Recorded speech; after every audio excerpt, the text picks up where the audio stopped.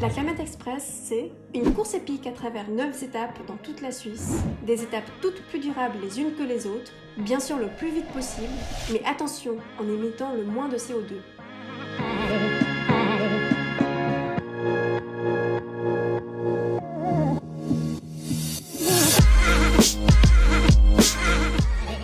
Bienvenue à tous sur la Climate Express, ce projet un peu fou organisé par Swiss Youth for Climate, l'association des jeunes suisses pour le climat. Ça fait plaisir de vous voir nombreux et motivés pour ce projet. Voir qu'il y a des gens aussi fous que nous pour faire un tel projet, une telle épreuve qui va vous emmener donc à travers la Suisse.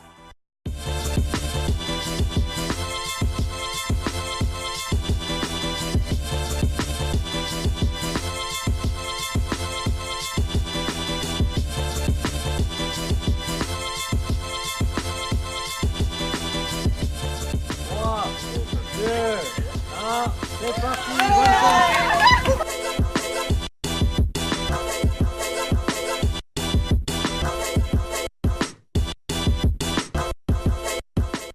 Les critères pour gagner la Climate Express sont les émissions de CO2 émises pour les transports, l'argent dépensé, la vitesse à laquelle est réalisée la course et le nombre d'étapes réalisées sur les 9 étapes prévues. Alors, vive là.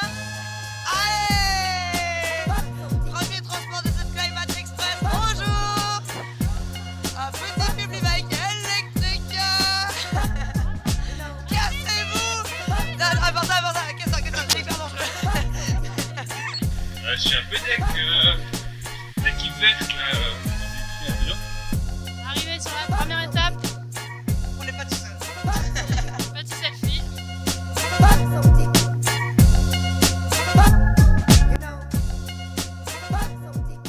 C'est une banque éthique qui a comme slogan réellement différent. Donc elle veut démontrer par son business model que c'est possible d'avoir d'autres valeurs dans le monde financier et bancaire. Elle met finalement l'homme, la nature et les animaux au centre de ses préoccupations. Je devais citer quelques valeurs, je parlerai notamment de la transparence. Pour nous, c'est très important qu'on sache à quoi sert l'argent. Et donc, on va pouvoir retrouver dans le rapport annuel les crédits octroyés. Ensuite, en termes de placement, et bien là, c'est des placements durables. On a des filtres très stricts pour définir si oui ou non on est d'accord que nos clients placent l'argent dans telle ou telle société. Une des valeurs de la banque aussi, c'est la non-maximisation du profit. Donc pour nous, ce n'est pas forcément le résultat au bilan qui compte, c'est plus ce qu'on a réalisé. Et donc, on ajoute à ces indicateurs financiers classiques des indicateurs de développement durable. Et pour moi, c'est plutôt ça qui va montrer si on a du succès ou pas. Est-ce qu'on arrive à diminuer l'impact CO2 des investissements de nos clients? Donc, on va regarder les actions dans lesquelles nos clients investissent. Moi, je serais plutôt monnaie locale. Pour moi, c'est un symbole d'espoir qu'on peut continuer à s'engager malgré tous les défis.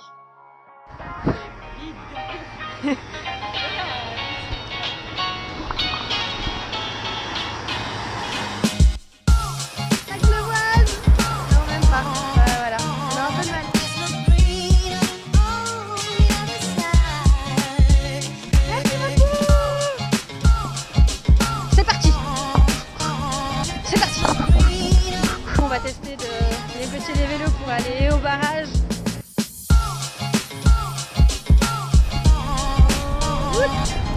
C'est pas beau ça, la biodiversité. On a réalisé un forage d'exploration à Satigny, en bordure de Genève. Ce forage a une profondeur de 750 mètres. On a trouvé de l'eau à 26 degrés dans les premières couches calcaires, environ 40 degrés dans les couches les plus profondes. Et puis en moyenne, en fait, on a environ une cinquantaine de litres d'eau par seconde qui circule, qui vient naturellement en surface, avec une pression naturelle. On extrait des calories. Donc si on a de l'eau qui arrive à 33 degrés, on va récupérer les calories de cette eau, puis à la faveur d'un deuxième forage, on va réinjecter cette eau plus froide. Donc la quantité d'énergie va dépendre en fait du nombre de degrés qu'on soutire à l'eau. Et en général, là, on présume qu'on pourrait rendre cette eau au milieu à 15-20 degrés, ce qui fait une puissance thermique de quelques mégawatts. C'est de l'énergie en fait pour quelques milliers de personnes, de l'énergie de chauffage. Et on ne le sait peut-être pas, mais 99% du volume de la planète est à plus de 1000 degrés. Donc on a une quantité d'énergie massive sous nos pieds. Et puis cette énergie, elle est là en fait 7 jours sur 7, 24 heures sur 24. Donc l'idée, c'est de pouvoir valoriser au mieux cette ressource. faire en sorte qu'on la fasse rentrer dans des réseaux de chauffage à distance, qu'on les distribue sur des étendues suffisamment grandes pour pouvoir la valoriser un maximum d'heures durant l'année. On utilise aujourd'hui encore beaucoup de mazout, très fortement émissif, du gaz aussi. Et l'idée en fait c'est de se substituer à ces objets-là. Et les impacts en fait directs attendus, c'est effectivement une diminution des émissions de CO2, une amélioration de la qualité de l'air. C'est un élément fondamental du programme, c'est pour ça qu'on fait ce focus aussi sur la géothermie chaleur, c'est qu'on estime que c'est là-dessus qu'il y a le plus d'enjeux en termes de durabilité.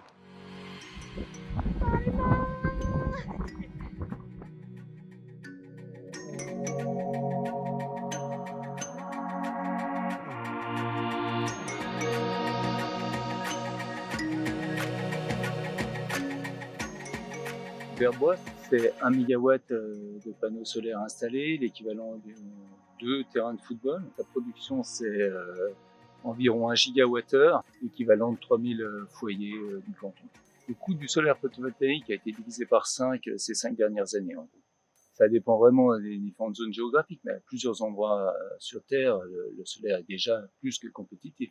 Les panneaux solaires durent environ 30 ans. Il y a toute une filiale qui est industrialisée pour le recyclage des panneaux solaires. C'est un sujet très important, le stockage, parce qu'on a une source de production qui n'est pas constante, qui n'est pas forcément liée au pic de consommation. Sur Genève, le pic de production solaire coïncide assez bien avec le pic de consommation. On a un gros avantage, on a un réseau qui est fiable, qui est dimensionné avec des grosses marges de sécurité qui fait qu'il peut emmagasiner largement. On peut dire qu'on avait anticipé les sources de production autres sur notre réseau. C'est maintenant qu'il y a vraiment un accélérateur, un coup de collier à donner si on veut vraiment permettre cette transition énergétique. Les objectifs, ils sont nécessaires, ils vont être difficiles à atteindre, mais ils sont insuffisants encore. Il faudrait aller beaucoup plus vite. Mais pour aller beaucoup plus vite, il faut d'accompagnement. C'est pour ça qu'on met en place des programmes d'accompagnement pour que tout le monde puisse faire l'effort nécessaire pour atteindre ces objectifs-là et aller plus loin, parce qu'il faut aller plus loin.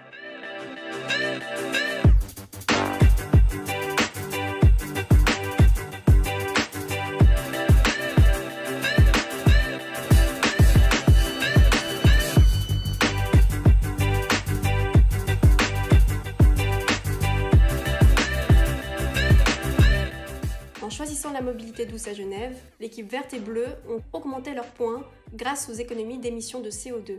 Un choix qui pourrait s'avérer déterminant au moment de départager les équipes.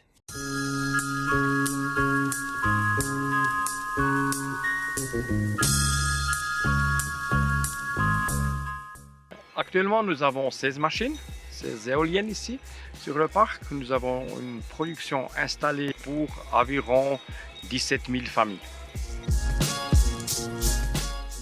Une machine de cette taille-là produit quand même pour plus ou moins 8 villages d'énergie électrique. Ça, c'est quand même étonnant. La Suisse a un potentiel, je dirais, de 4 à 5% de notre consommation, on pourrait la faire. Actuellement, on y a 0,2, 0,3. Autrement dit, si on y a 4-5%, ça veut dire qu'il y en aurait 700 à 900 machines quelque part implantées en Suisse. Les autorités finalement disent qu'il faudrait faire plus d'énergie renouvelable. D'autre côté, ils ne nous donnent pas la possibilité de le faire. C'est entre 20 et 30 ans, ça dépend un petit peu de l'endroit où il est posé. Les machines, on peut les utiliser pendant bien des années. Et quand on une fois les enlever, il n'y a pas de déchets qui restent. La grande partie, c'est de la ferraille. On peut repasser dans une fonderie. Si la machine est franchement ancienne, on ne peut plus réutiliser. Elle est fondue, puis on peut produire une nouvelle avec. On a entre 12 et 15 000 visiteurs par année. Les gens sont toujours étonnés parce que quand ils entendent quelque chose sur une éolienne, on disait toujours que c'est un bruit énorme, on ne s'entend plus parler, tout ça. Puis si on est juste à côté, la machine est là et on n'entend pratiquement rien. Il nous faut dans le futur un réseau plus intelligent qu'actuellement. Il faut que le consommateur adapte en partie aussi sa consommation par rapport à la disponibilité de l'énergie. Et ça, on peut faire avec le prix. Pour vous dire exactement, actuellement, on a de l'énergie à disposition. Tu peux mettre ta machine à laver, tu peux faire tourner tes installations. Et quand on ne l'a pas, s'il veut les faire tourner, il peut, mais ça coûtera un peu plus cher. Ah, c'est toi!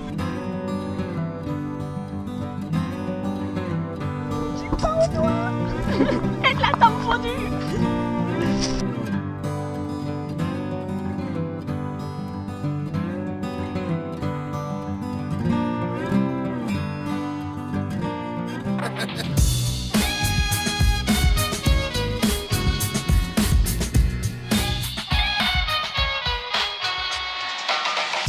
Mon frère et moi, on a toujours été baignés dans le monde de la voile. Et c'est vrai qu'on était un peu confrontés à ces voiles qui finalement peuvent être utilisées quelques années et puis par après on les laisse dans le garage et on les touche pas pendant 10 ans. On s'est dit bon, on pourrait essayer de faire quelque chose avec. On a pris ces voiles, on a pris la machine à coudre de nos grands-mères et puis on s'est amusé à faire quelques sacs, quoi. Puis ça a commencé comme ça. Finalement, c'est de l'upcycling, donc c'est du matériel qu'on ne pourrait pas réutiliser autrement. C'est des matériaux qui sont souvent assez lourds. Écologiquement, c'est dur à recycler. En fait, on ne peut que les brûler. Ce qui est sympa, c'est qu'il y a plein de motifs différents, il y a plein de couleurs différentes et de textures différentes aussi. Et puis ça plaît aux gens. C'est vrai que maintenant, on est un peu dans une phase où on s'agrandit. Et puis c'est vrai que chaque année, on produit plus de sacs. Vous imaginez qu'une journée de travail, c'est peut-être 5 sacs. Entre 5 et 10 sacs. Nous, notre but, c'est de garder ça sous forme de petite production. L'idée, c'est d'avoir un produit qui est artisanal. Nous, on aimerait bien prouver en fait que notre mode de fonctionnement, il marche. C'est important de se rendre compte que c'est un produit qui est local, qui est fait ici, et c'est pas anodin, je pense. Quand la personne achète le sac, elle soit 100% sûre que ce soit fait dans de bonnes conditions, vu que c'est fait ici, et puis dans les conditions suisses. Tout le monde se dirige désormais à grande allure vers Zurich, où ils découvriront la plateforme farmy.ch. Le suspense est entier à l'aube de cette deuxième journée de la Climate Express.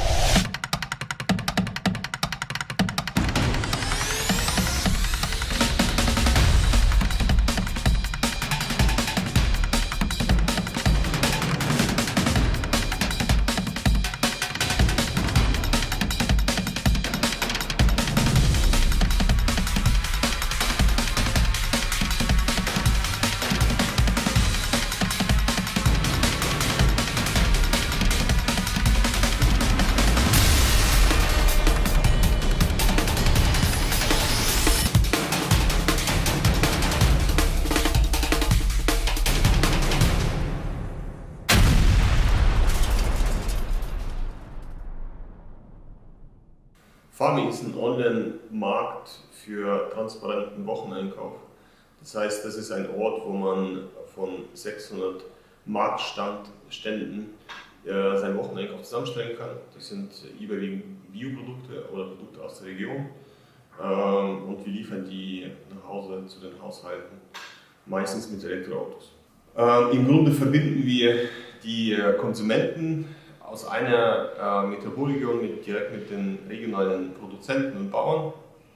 Es ist so, dass wir Produkte direkt meistens von den Bauernhöfen und von den Produzenten beziehen und dass wir die Ware nicht einlagern, sondern nur das täglich bestellen, was sie an den Tag verpacken müssen.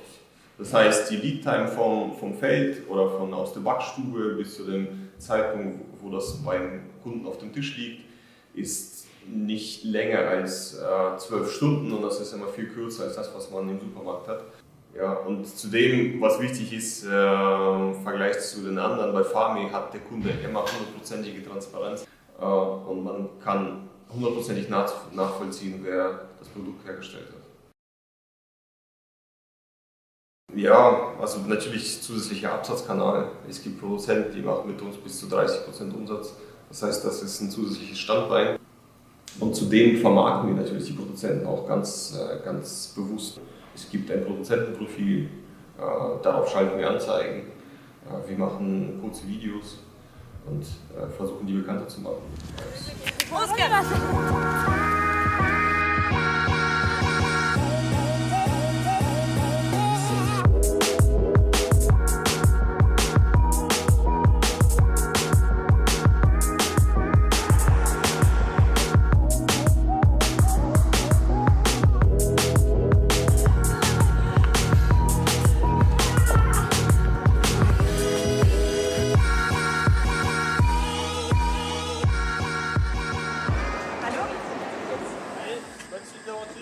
Bonne suite.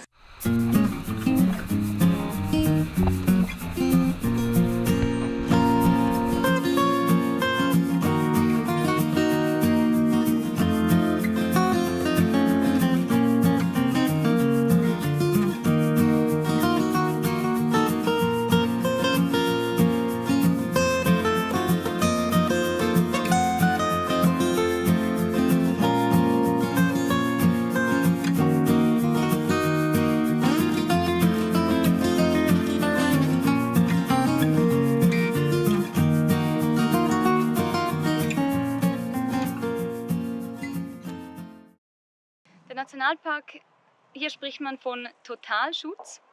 Andere Nationalparke weltweit sind National Parks laut dem internationalen Standard. Das heißt, es sind nicht komplette Wildnisgebiete und man kann zum Beispiel bestimmte Nutzungen in den Umgebungszonen von solchen Nationalparks zulassen.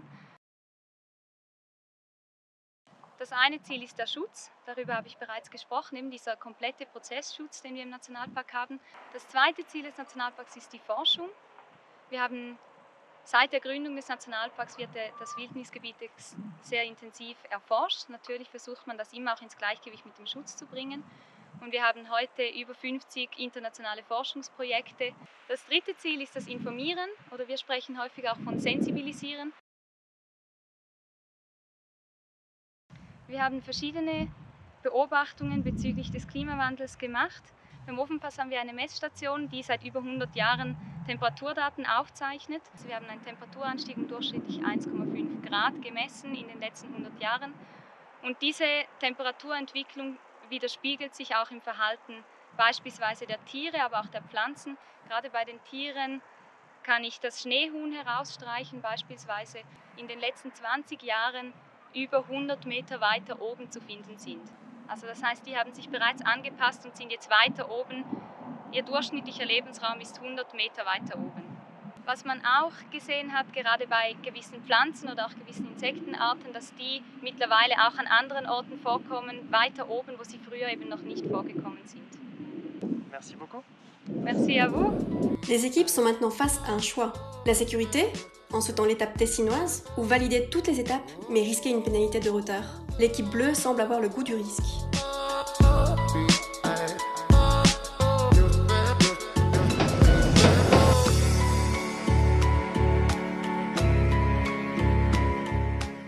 Ok. Là, ouais, le stop ça marchait pas en Italie, on est désolé, on a tout essayé, on a fait tout, enfin on a fait un bout hein, quand même. On est très contents, mais on n'a pas réussi à tout faire. Et là, on a un programme, on espère tellement que ça passe, parce qu'on pourrait du coup finir toutes les étapes.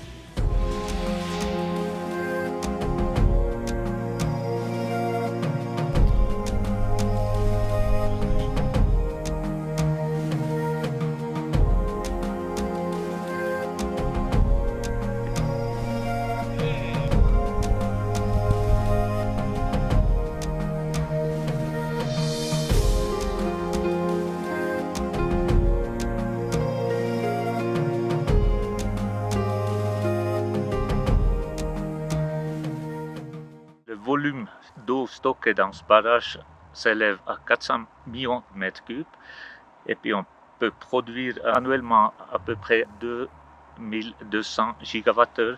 Ça correspond à l'alimentation d'un demi-million de ménages. Au niveau suisse, il y a une répartition qui est faite à peu près à 55%, c'est de l'hydroélectricité, il y a à peu près 40% c'est du nucléaire et puis le reste c'est du classique, du thermique ou bien aussi de nouvelles énergies renouvelables.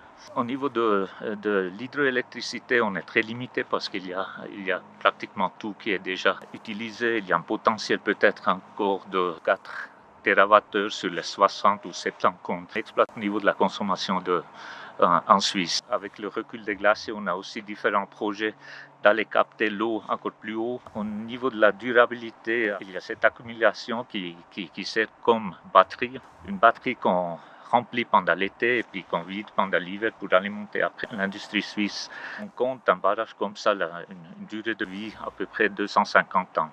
Comme c'est de l'énergie renouvelable, il y a la force de l'eau qui entraîne les turbines, c'est-à-dire il n'y a pas d'émissions. Et puis ces turbines, ils entraînent les alternateurs qui produisent après l'énergie électrique. Dans le cadre de l'énergie 2050, ce n'est pas possible sans le soutien de la production hydraulique.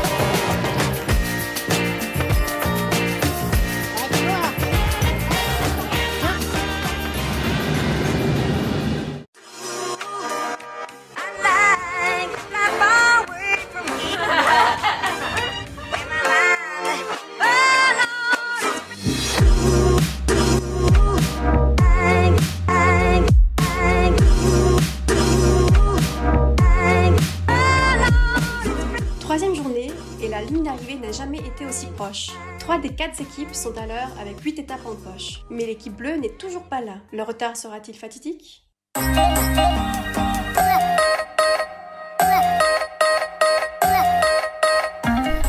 les premiers à être arrivés dans le jardin. Climate Express. Donc, c'est fait. C'est fait.